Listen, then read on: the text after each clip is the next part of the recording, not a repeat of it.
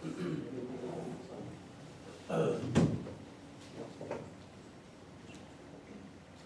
start? Yes.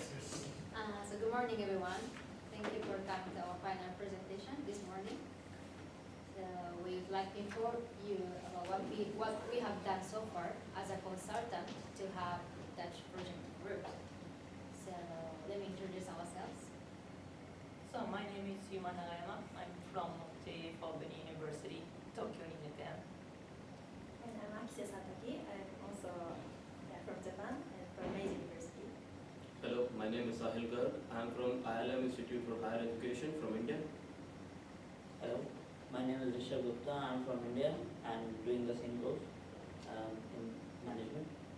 And I am Ayumi Nakao from Tokyo, Japan, as well as him, from Obe University. So this presentation will take about 20 minutes. So afterward we have question and answer time.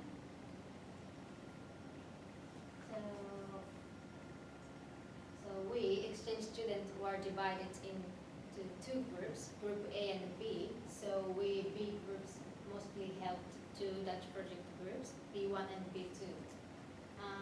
Mostly we helped them by giving terms of Asian markets information or particular information, especially Japan and India, such as consumer behavior, what is fashion and trendy things in our country or our culture, custom itself.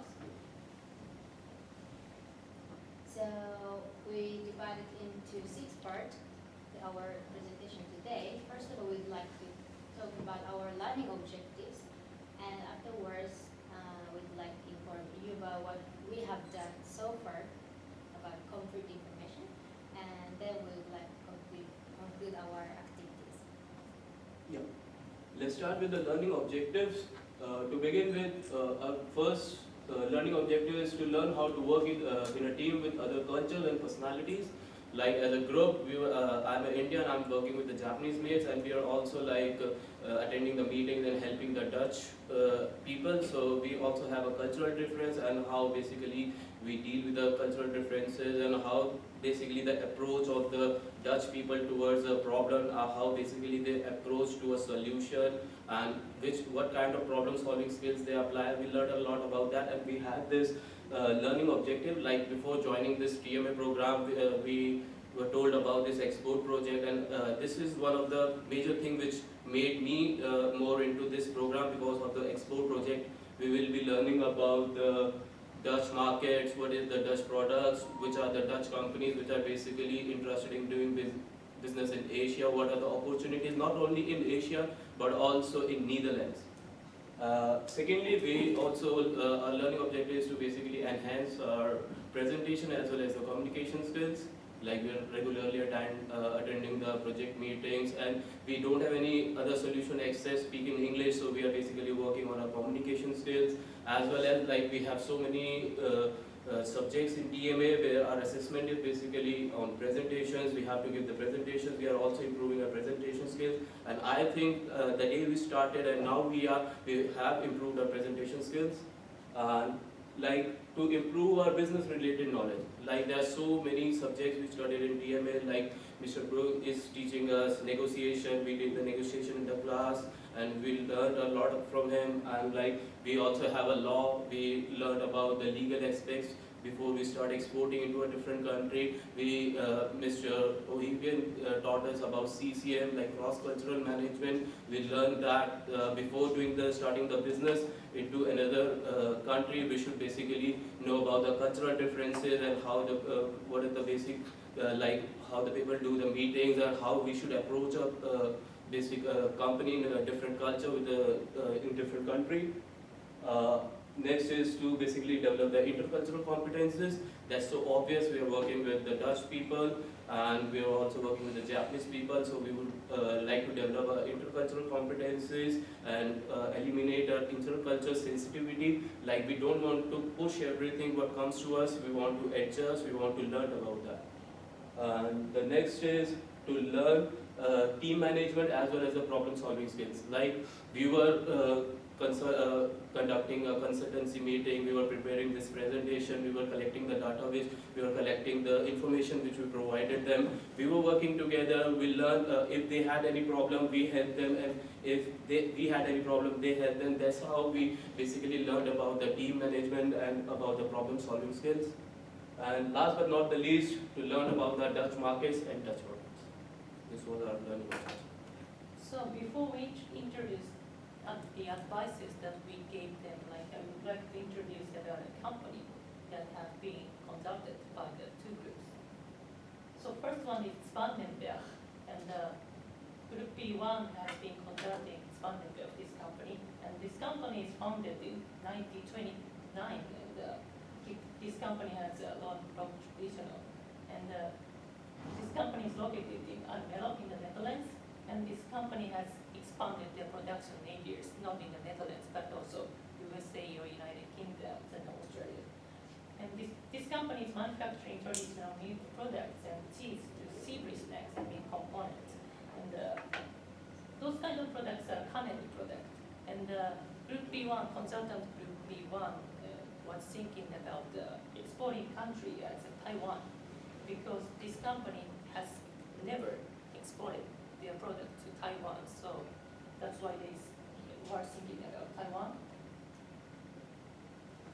And the next company is the Pescarian Virgin. So Group B2 has been consulting this company, and this company is founded in 2010, so it's a quite new company. And this company located in Den Haag, and this company is manufacturing meat substitutes for pescarian, and those kind of products are made by soy or lupine and things like that. And we can see those kind of products in the bigger supermarkets, for example, Albert Heijn or things like that. And Group B2 were thinking about exporting country. First of all, they are thinking about exporting country as South Korea, but according to the country, they finally decided as Hong Kong for exporting country, because there are density of supermarket within the country, and of course needed infrastructure, average ways, and willingness to buy the products. And from the perspective of the regulations, Hong Kong is lenient to those kind of products, making cheaper, and at the same time, and one of the feature of those kind of product is frozen, so it would be sold as a frozen product. So we attended the project meeting once a week, and at the same time we took a place consultancy interview with them. And 2 months ago, we took place the first consultancy interview with the project groups, and in order to get to know each other, and we asked them what kind of products the company is manufacturing, and about the company information, product or marketplace or history or things like that. And at the same time, we asked them like what kind of information they need, or what kind of which country they would like to export. And at the same time, we provided information about vegetarian market in Japan, and of course, trend conscious for food in Japan. And according to the research of 2014, the population of vegetarian in Japan is only 4.7%, and it's a little bit low number there. And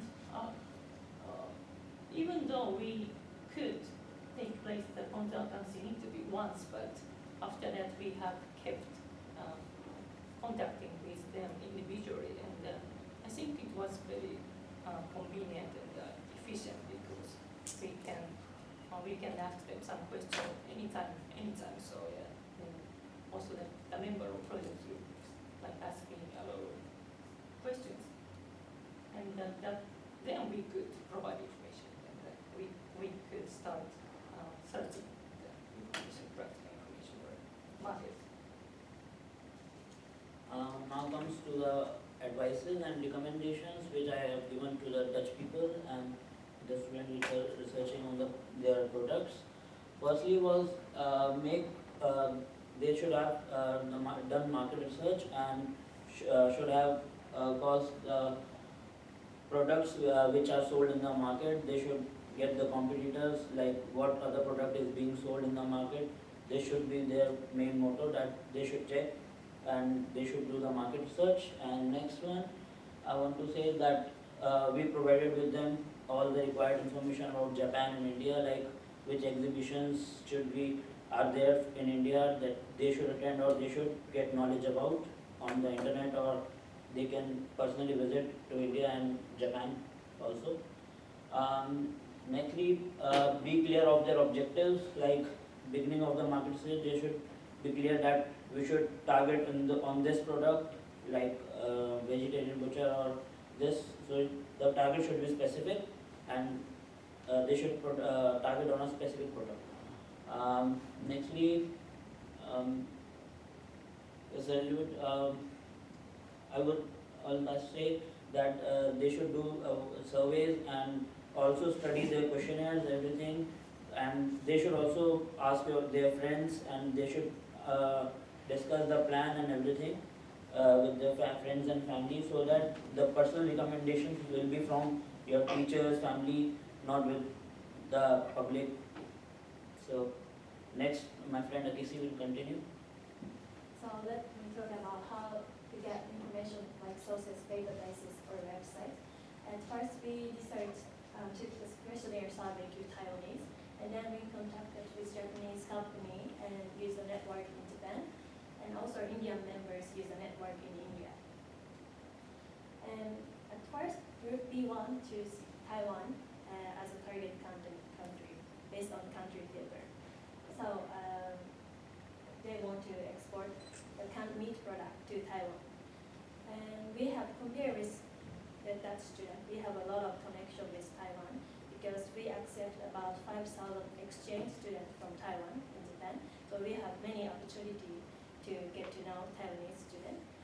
So we try to research that how popular canned food in Taiwan.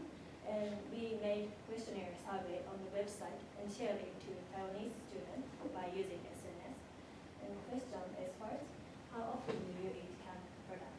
And second, for what reason do you buy canned product? And third, what kind of canned food do you eat? And fourth, is that product made in your country? And fifth, which or what kind of canned food is popular in Taiwan? So let's look at the survey result. At first, this graph shows how often they eat canned product. The vertical line represents the number of people, and indicate, as the graph indicates, most people eat canned food only once a month. And next circle graph shows for what reason do they buy canned product. And most people answer because it's easy to cook, and others reply because they want extra dish or they like the product itself. And next graph shows what kind of canned food do they eat. And most people answered they want to buy meat. And 31% of people replied something else. And 25% of people answered fish, and the fruits are worse. And the next graph shows is that product made in your country. And most people replied the product made in Taiwan. And we got various answers from this question, what kind of canned food is popular in Taiwan. And in vegetables, corn and cucumber is very popular. And in meat, they call lojian.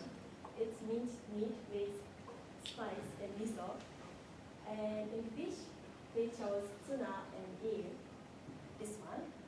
And in something else, they chose gluten food and satay sauce. And some Taiwanese told us two famous companies. First, Green Giant. It's American capture company, but they can find these products easily in local supermarket in Taiwan. And second, AZB Product Corporation. It's Taiwanese company, and this company product provide and focus on special sauces like this satay sauce.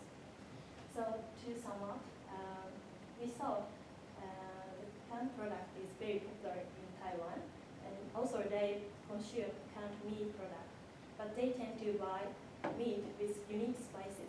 So we thought that canned company have to struggle with Taiwanese company. So then we gave this research to Group B1, and then they reconsidered about the country filter. So we hope this research helped them to country filter.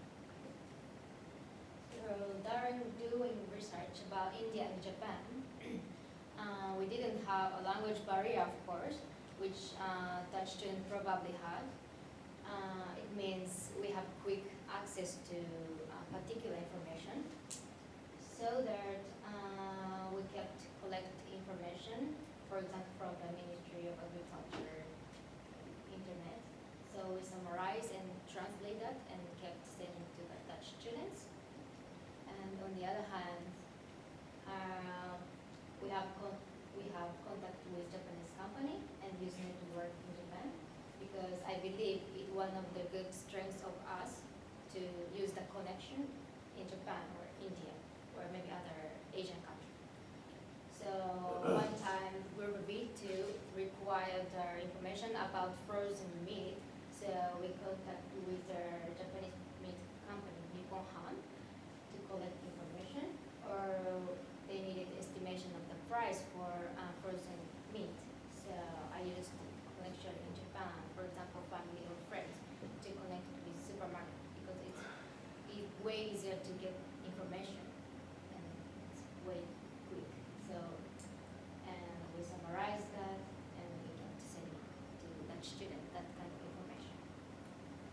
So regarding to the Group B, their company would like to export the meat substitute products. So I found the meat substitute product in Japan, and I found an online store from Japan Vegetarian Society, and I found 2 online stores, and they are selling the meat substitute product, and the light one is the dried product, and if you put them into the hot water, and after 5 minutes, it's gonna be into eatable. And those kind of product is very interesting for them, I think, and, because like the vegetarian virgin, like it's selling the frozen product. So, and at the same time, one of the interesting thing was those kind of online stores do not mention like those kind of products for vegetarian people, but also for people who care about their health, or people who want to lose and gain weight or things like this. So I think that's totally different from the vegetarian virgin, because the vegetarian virgin also we can imagine from the name, so it's for the vegetarian. So that's the different point from. Yeah. Before I elaborate in this, I would like to ask a question to everyone present here. Is anyone ever tasted any meat alternative? So you tasted like it has meat, or like I don't eat meat. It was different experience for me. You guys might be eating meat. It is a different experience for you guys. So I want to know. So you actually felt that it is a meat product, or it tasted like that, or Similar, yeah. like in a consultancy meeting, one of our teammates brought the vegetarian shawarma, and I tasted that, and our friends have also tasted that. I felt that it doesn't have any meat product. So I thought that's the best part of the company, because psychologically a person should be satisfied that it doesn't have any meat product if he doesn't eat meat at all. And initially when we were doing the meeting, I thought the meat product will not be that much booming in India, because there are so many religions in India, and there are so many people of different preferences. So when I did my market research in India, I found that this market is so booming in India, and there's also a fact that the meat substitute market will be valued at $462 million by 2019. So it's very, very large. And after that, then I thought that I should also think that what's the reason behind this? So I also found some reason behind this. Maybe like for the health decision, like it has more proteins, and if you want to be fit or lose some weight, people are basically switching to the meat alternatives because they cannot eat meat. And like for the taste preference, if we switch towards from vegetables to something different. That's also vegetarian. There is also a change in the taste, and moreover, yeah. I also provide them these are some useful links. If we click on one of the first link, first one.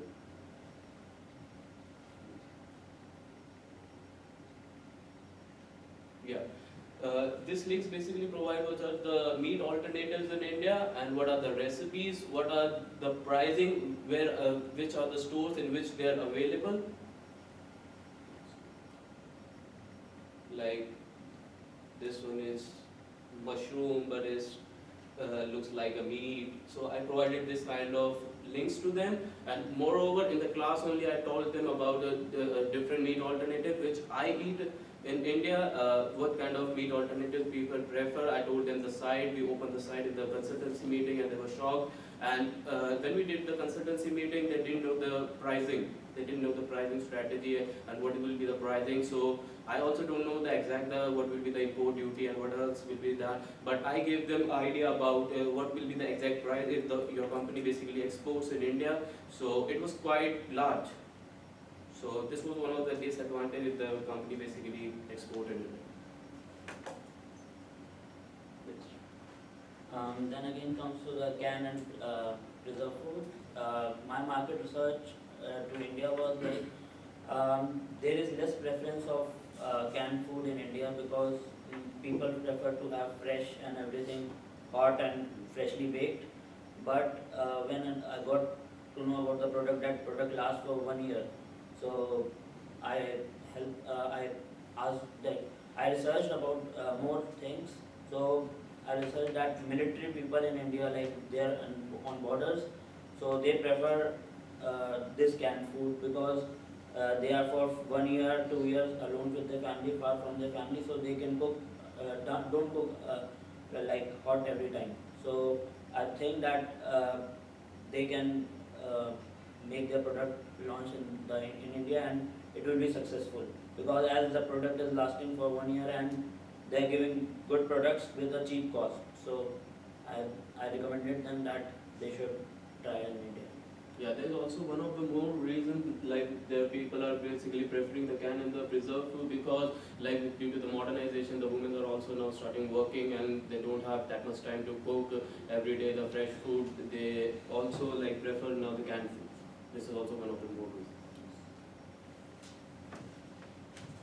And there were some questions which were generated in the market research, so their result has been forwarded to them only, to the rich people.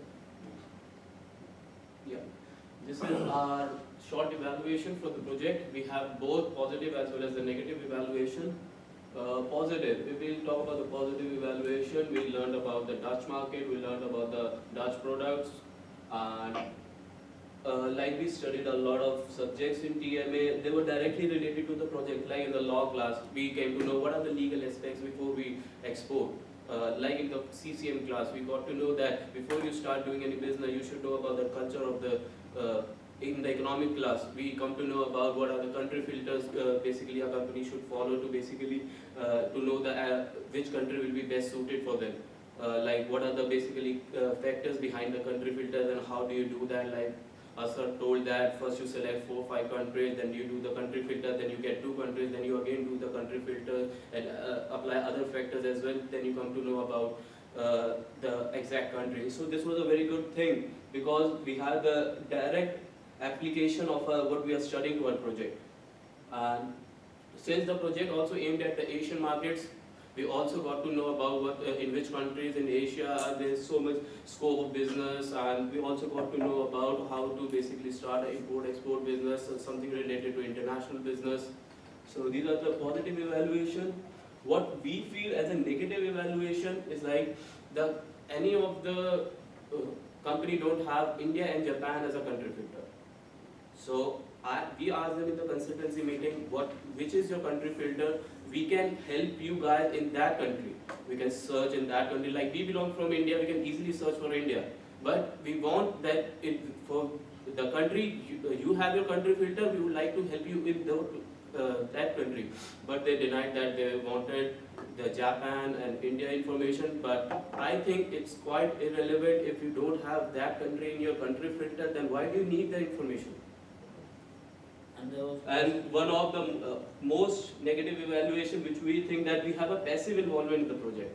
Like we went to the consultancy meeting, they have the agenda, they provided in the last that if the consultant wants to contribute or they want to give any advice, that's okay. We also get to know more things. If we have something related, we provide them. But like they meet they go and fix the meeting with the company. They attend the meetings with the company. If we were associated with two groups, they went to the company. It would be better if we also went with them.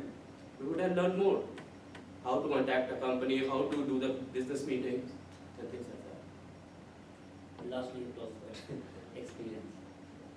What conclusion? So let us conclude our presentation today. And accomplish the Lord's as consultant at least. And not from the project's point of view, but also cross-cultural competence. And work with students from different backgrounds. And adjust the circumstances of TMA course. In those lot of things means that so we're from Japan and we have totally different backgrounds. We're in the TMA course and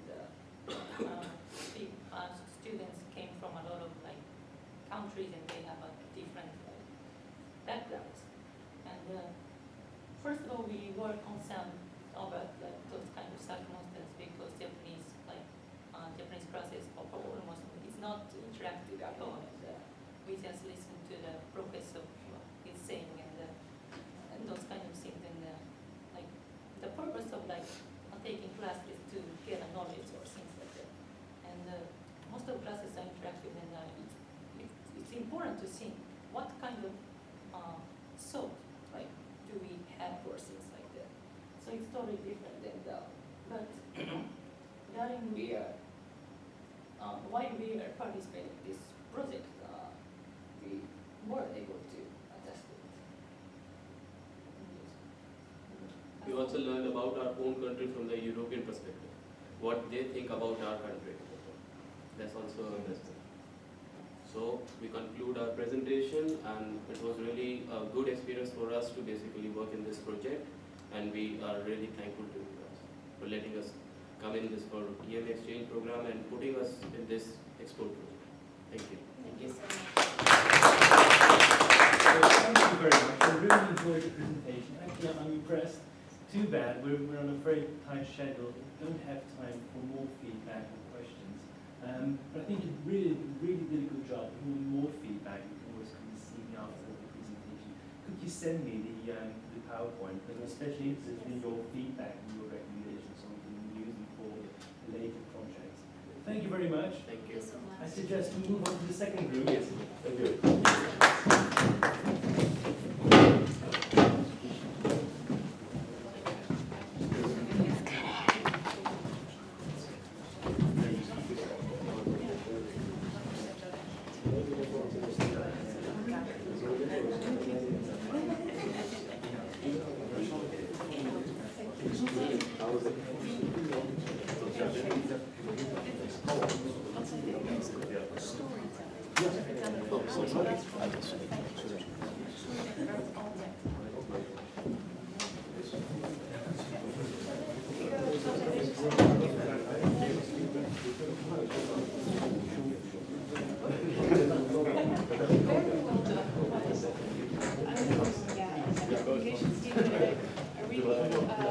Enjoyed your presentation. It was really professional, and I heard it was both for content, he would give you an outline, and for education, he would give you the same figure.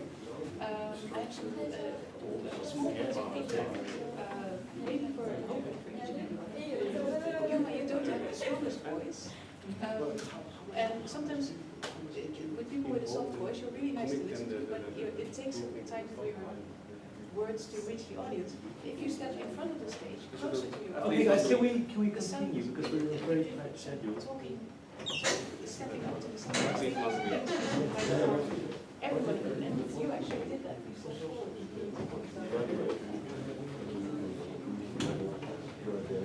You tell wonderful stories. Okay, guys, we're ready. Good morning to everyone. We are the A group and this is our final presentation. Me with my team members Asim, Asahi, Maika and Misaki. So this is the outline as We are going to talk about competencies with job, and first, learning objectives, and second, what we have done to help Dutch students, and last, short evaluation of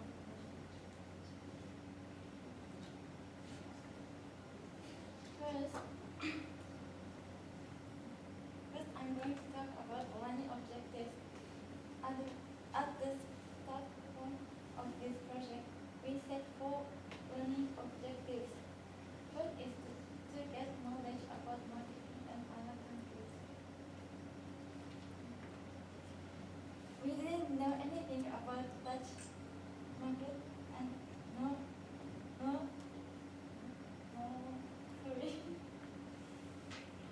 no Asian market. However, we should know Asian market in order to provide information to help Dutch students. So it was good opportunity to know Dutch market also, not only, but also Asian market. Second is to develop the cultural competencies.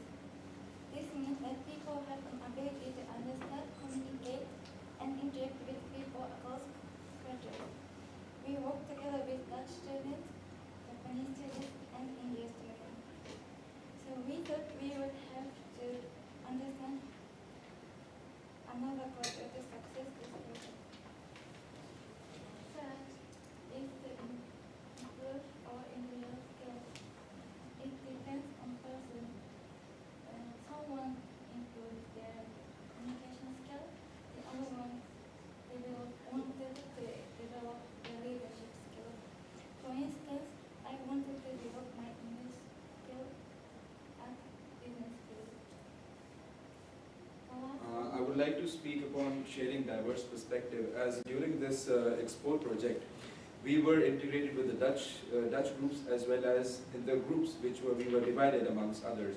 We were the Japanese students. So we shared our diverse perspectives about the country, about what the products are, and how can we sync with each other to get the best perspectives for the Dutch students.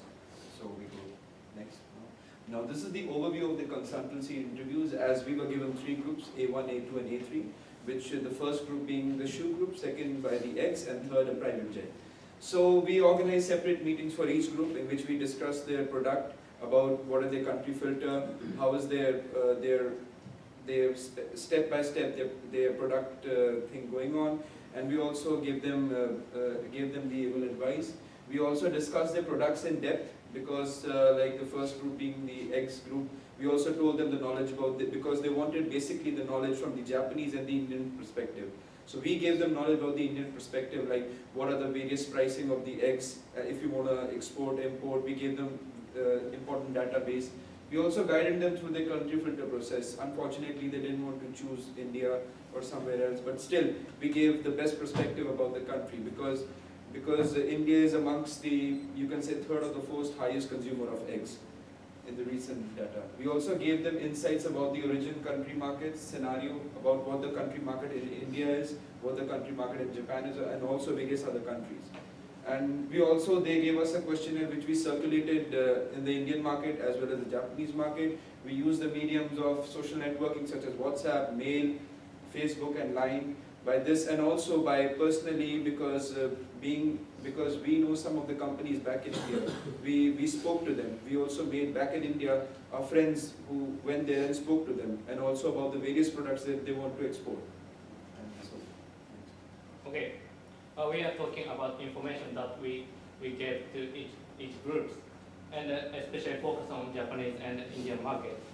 And we research about eggs and shoes and private jet company. And first, I want to talk about egg company. I gave 3 reasons that they shouldn't choose to export to Japan. And because price and market and regulation. First reason is price. as we see at the supermarket in here, egg costs around 2 euros, but the other hand, in Japan, it costs 1.50 euros.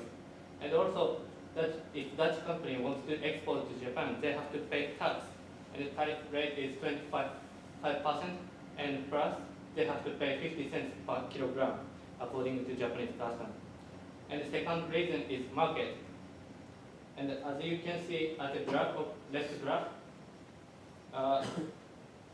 many eggs are from Japan, and the Japanese people tend to eat raw eggs. That means and the Japanese people tend to buy eggs from Japan because many Japanese trust Japanese products. And that means there is enough space for foreign company to join our market. And the next reason is that regulation in Japan. There are 3 checks before eggs to be at the public. First one is feed that chicken eats, and next one is chicken, and the next one is eggs. They are strict because Japan, as I mentioned before, Japanese people tend to eat raw eggs. Then, many foreign companies hesitate to export to Japan. That's why I gave them. It's difficult for Dutch egg company to export to Japan. Okay, and second project is Mipacha. Someone, do you know the Mipacha? Yeah, that shoes company is in Amsterdam, and they made by handmade. And yeah, Mipacha is there. And I gave them an advice that Korea is potential market. And we expand questionnaire that have some question about shoes in order to get consumer behavior. And that said, unfortunately, we have so many Asian friends, and we got more than 100 answers. And many Japanese people say, Japanese people are interested in it, made in Amsterdam and by hand, but they are not interested in design. And many Japanese say they won't buy it. But on the other hand, many Korean people say they are interested in not only design but also made in Amsterdam and by handmade. That's why I said Korea is a potential market. And next one is private jet. Okay, I gave 2 reasons that China is potential reason. First reason is population. Now there are 1.4 billion people in China, and their wage are increasing now. And then, as you can see, left graph, and in 2014 there are more than 100 million people went to abroad. That amount of people is as same as Japanese population. And the second reason is direction. Many Chinese tend to go to near country like Japan and Korea, and that means private jet can fly only near and not too far.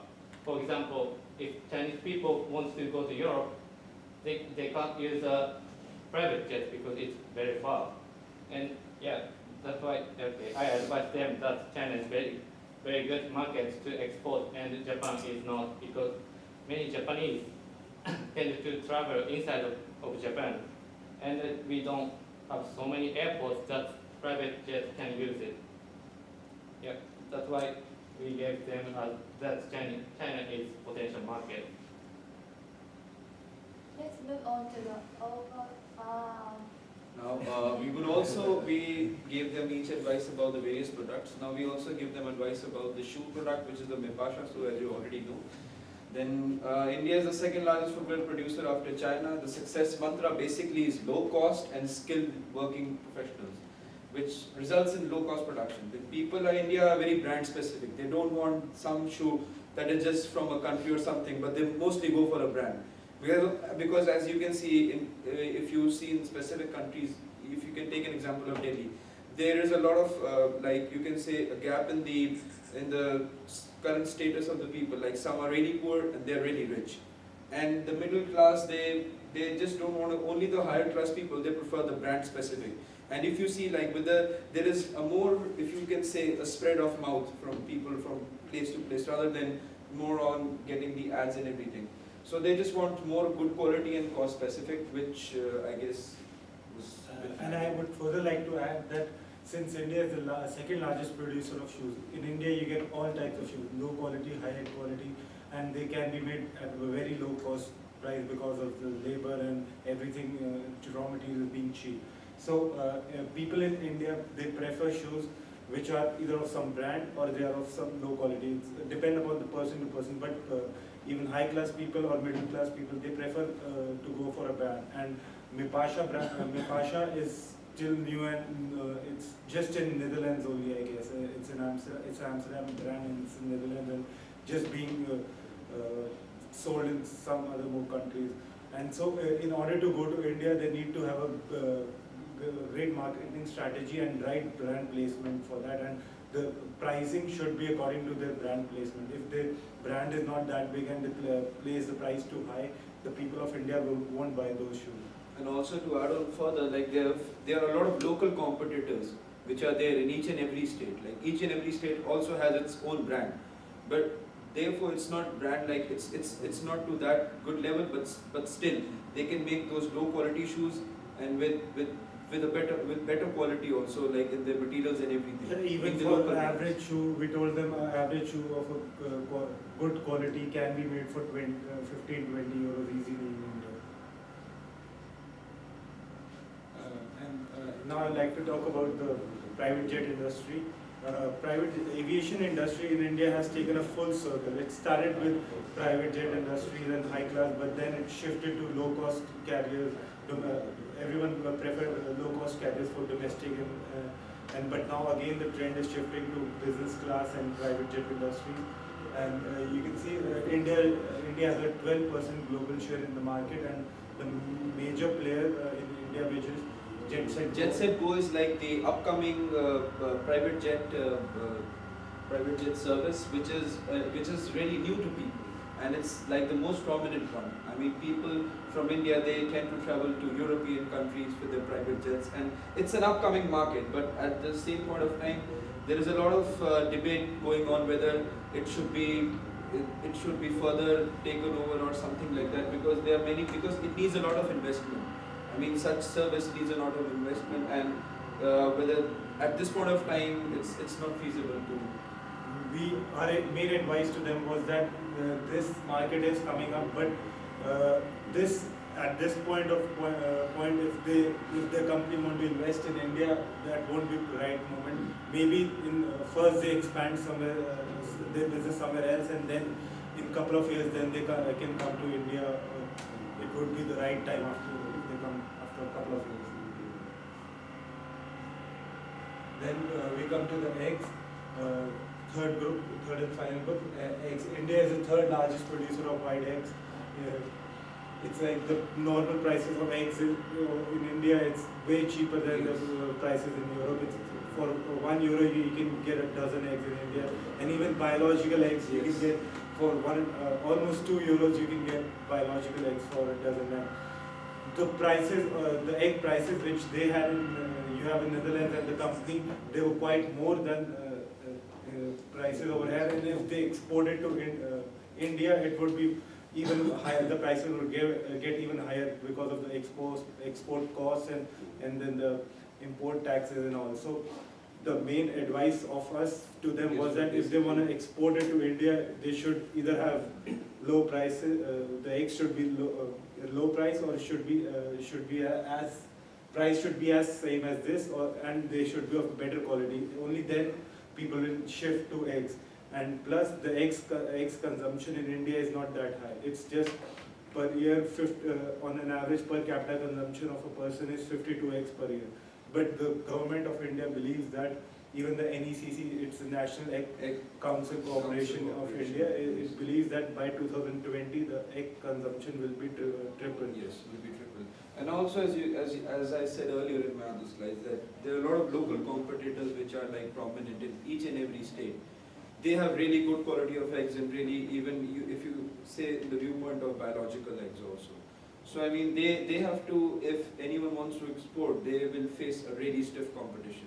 So it is not easy for that thing. And India has a lot of open lands for agriculture and poultry, so there are lots of poultry farms in India, and so it would be really tough to export eggs and survive in Indian markets if they want to export eggs. Let's move on to the overview of sources, databases, and websites we use. These are sources to get Japanese information. The Facebook and Line we are used to spread questionnaire to get Japanese information, and these websites and databases are used to get to collect the information regarding the products and industry of the Japanese industries that Dutch company that's the project group are looking for. And yes, the data and Japan custom and also bulk and other researching company are the main sources of us. And Line is used to like as WhatsApp in this company. And Line is the most popular in Japan, so we use this. As we can see, we also took some important sources. We used social networking as the main medium. As you know, each and every one is connected through network, through Facebook, through WhatsApp, through Google Drive. They gave us a questionnaire and we floated our questionnaire through all these mediums, and also by video, by Skyping also. I spoke to my friends who were back in India, and they also went to the companies and they spoke to them and they gave us valuable information. And also we use some important sites, like we use these sites from the NECC for the eggs information, Vistara also, which is also a data-based company, also for the private jet information as well as JetGo, and we also use the Customs Central exercise, Government of India, to get information about the import and export things. So basically these were the mediums that we used in the websites, and we also used many other websites for the private jet things, which we also discussed with the groups, and we also gave them information which were really handy. We variated into four parts. First, overall of the project. Through the project, we can get some knowledge of the exporting market, and also communicating and talking each other. We are closer and closer. But we couldn't held enough meeting with Dutch project group to get enough information, to provide enough information, so we could have more meeting with them. And about cross-cultural competency, we adapted to the culture through communicating and having time together with Dutch people, so we can develop the competency and individual skills. And also to talk about the individual skills development, like all these 4 months really have been fruitful to us, in the sense that we've come from different countries to different countries. We've developed our skills not just by studying, but also by interacting with people, by getting to know how about the Dutch companies, by getting to know how about various other products that they offered. So this was something really new for us, and something that we are really happy to develop, and getting these things back to our country would be really profitable even for the parent university as well as what we've gathered from Hawk School itself. And also we developed new approaches, like while speaking to each other, also by conducting meetings, we developed new approaches as to how to go about the work. Like they gave us questionnaires, how could we get a medium to spread the questionnaire further. So that's something really was good about us. But yes, this is the final thing. And to conclude, I would like to say that we learned a lot from everything. These 4 months have been really amongst the best time what we spent. We traveled, we attended lectures, we had some good knowledge about various subjects that we never knew. like my friend said, that we also had a good knowledge about the export and importing, about products, about the various the reforms and everything about the new types of law. And yeah, thank you so much for having us over. Hawk School, it was a pleasure. Thank you very much. Also, really enjoyed your presentation. You did a really good job. Unfortunately, there's no time for more feedback. Now, I would like to thank all of you for your contribution and your presentation. What I'm going to do next is I'm going to discuss your presentation with my colleagues, and I'm going to determine your final mark, which will consist of the mark for the presentation, but also the mark for the project plan and the other meetings that we had.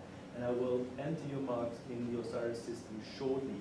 Now, for now, I want to wish you a very pleasant Christmas break, and for those of you that are traveling back to India shortly, I wish you a safe flight back. Thank you so much. And we'll see you in India. Yes. Sure. Very good. Thank you.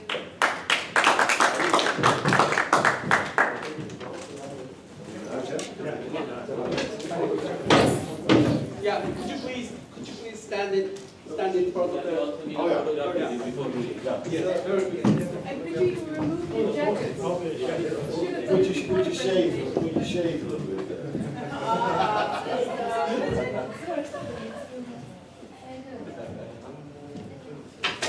You're heavily injured. Like a cripple. 3 students to be And the other one is, I guess, that my roommate, he's even got his ankle. Wow. Yeah. I live in a big cell now. Oh, yeah, well, it's okay. No, would you like I'm to standing in front. be in that?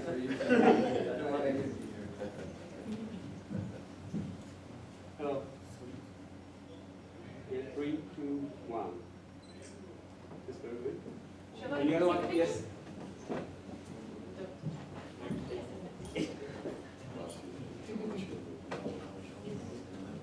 Yes.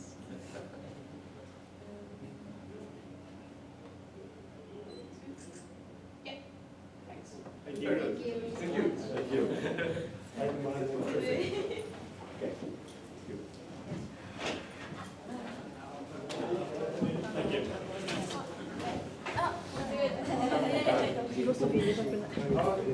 No.